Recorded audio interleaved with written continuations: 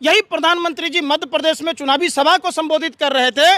तो प्रधानमंत्री कह रहे थे एक भी भ्रष्टाचारी नहीं बचेगा। जो गरीब को लूटा है, जो देश को लूटा है, हम उसको सलाखों में भेजेंगे नहीं। ये पब्लिक है मोदी जी, ये सब जानती है। प्रधानमंत्री जी जो बोलते हैं वो बिल्कुल नहीं करते हैं। अपने को सलमान खान समझते हैं। झूठ इतना बोलते हैं कि उनकी झूठ सबसे मजबूत। और इनके नेता देवेंद्र फडणवीस कहते हैं पिसिंग पिसिंग। अरे भैया क्या पिसिंग? आपने लोकतंत्र को पिसिंग में पीस दिया।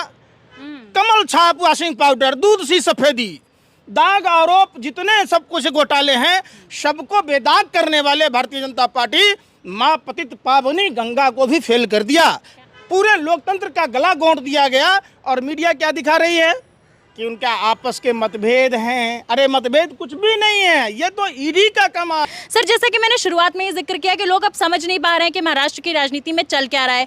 एकनाथ शिंदे एक तरफ मुख्यमंत्री हैं, दूसरी तरफ उप मुख्यमंत्री जो है अब अजीत पवार जो कि एनसीपी से आते हैं वो बन चुके हैं। एकनाथ शिंदे पहले कहा करते थे कि एनसीपी के साथ जो है शिवसेना मिल गई है, इसीलिए हम उससे अलग हो रहे हैं। और अब वही एनसीपी के नेता इस वाली शिवसेना को समर्थन दे रहे हैं और ये लोग मिलकर पार्टी बना रहे हैं। चल क्या रहा है सर? ये पब्लिक है, सब जानती है। आपने कहा कि नहीं जानती है, ऐसा कुछ भी नहीं है। साफ साफ बात है।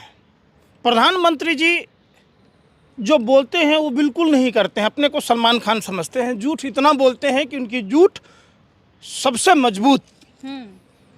इनका झूठ पूरे हिंदुस्तान को ही नहीं पूरे विश्व को पता चल चुका है। आपने कहा यही प्रधानमंत्री जी मध्य प्रदेश में चुनावी सभा को संबोधित कर रहे थे। तो प्रधानमंत्री कह रहे थे एक भी भ्रष्टाचारी नहीं बचेगा। जो गरीब को लूटा है, जो देश को लूटा है, हम उसको सलाखों में भेजेंगे नहीं।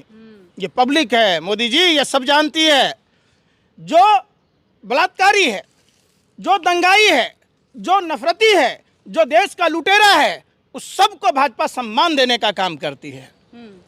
भाजपा का पैमाना ही यही देखा जाता है कि जो जितना लुच्चा सबसे बड़ा ऊंचा, प्रधानमंत्री उसको उतना ही बड़ा पोस्ट देते हैं। यही प्रधानमंत्री जी 27 जून को बोल के आए थे मध्य प्रदेश में।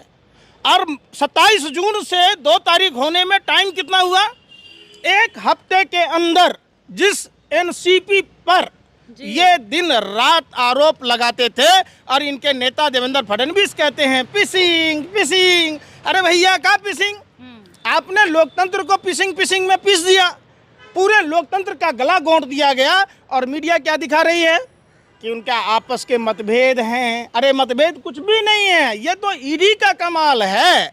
जिस छगन भुजबल जो 2 साल जेल काट कर आए हैं 870 करोड़ रुपए के घोटाले में, उनको भी मंत्री बनाया गया है। अजीत पवार पर जिस पर आरोप था सिंचाई घोटाले का, पता नहीं क्या क्या घोटाले, लंबी फरियास्त थी, वो सब फरियास्त के बावजूद उनको डिप्टी सीएम बनाया गया।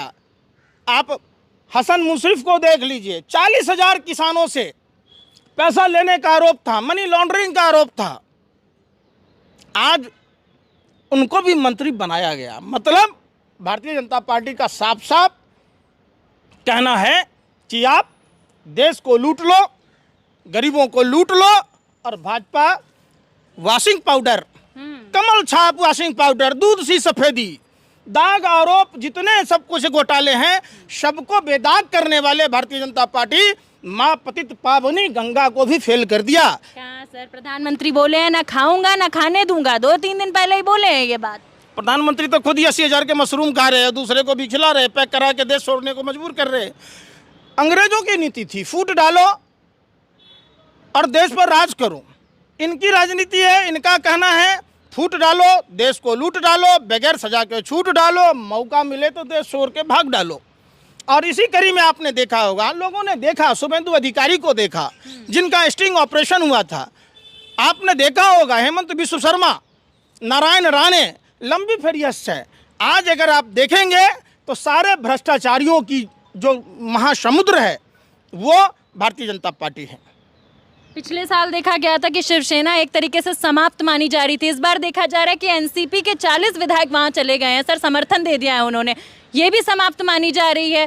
क्या लग रहा है, समाप्त हो गई दोनों पार्टियां? आप सुनिए ना, कोई पार्टियां समाप्त नहीं हुई है। ये पब्लिक है, जनता के वोट से कोई भी पार्टियां विधायक उसमें चुनी जाती है, सांसद चुने जाते हैं, तो जनता है, जनता को सब पता चल गया कि जो मोदी जी जिस भ्रष्टाचार की बात कह रहे हैं वो खुद भ्रष्टाचार के सबसे बड़े आका के रूप में हैं, सबसे बड़ा सरदार हैं ये भ्रष्टाचारियों के। नहीं तो अजीत पवार को डिप्टी सीएम नहीं बनाया जाता, छगन भुजबल जी को मंत्री नहीं बनाया जाता, हसन मुंसिफ को नहीं मंत्री बनाया जाता, अब शुभेंदु अधिकारी को नेता प्रतिपक्ष नहीं बनाया जाता, हेमंत बिश्व शर्मा को मुख्यमंत्री नहीं बनाया जाता, नारायण राणे को मंत्री नहीं बनाया जाता।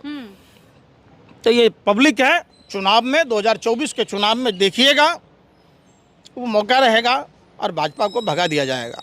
सर शरद पवार भी यही कहते नजर आए हैं कि वापस से जो है पार्टी उठेगी, उद्धव सरकार के साथ मिलकर दोबारा से पार्टी जो है बड़े स्तर पे वापस आएगी। शिवसेना कब टूटी आप समझिए, ये शिवसेना की गोद में बैठ के सरकार चला रहे थे।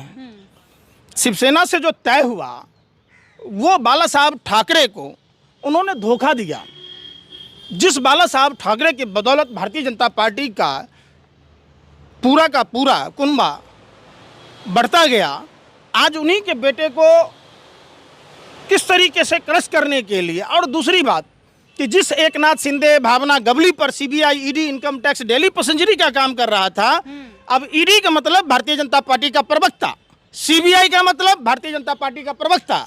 तो ये समझिए कि ईडी, सीबीआई, इनकम टैक्स कर क्या रही है, यह पूरे देश के लोगों को पता है। इसलिए देश के लोग भारतीय जनता पार्टी से निजात चाहते हैं और ये 2024 में आपको स्पष्ट मिल जाएगा। इसका आपको मिलेगा कर्नाटक में जैसे आपने देखा वैसे ही आप देखेंगे राजस्थान के चुनाव में, छत्तीसगढ़ के चुनाव में, मध्य प्रदेश के चुनाव में, तेलंगाना के चुनाव में आपको साफ साफ नज़र आ जाएगा कि भारतीय जनता पार्टी का नामो निशान मिटा दिया जाएगा।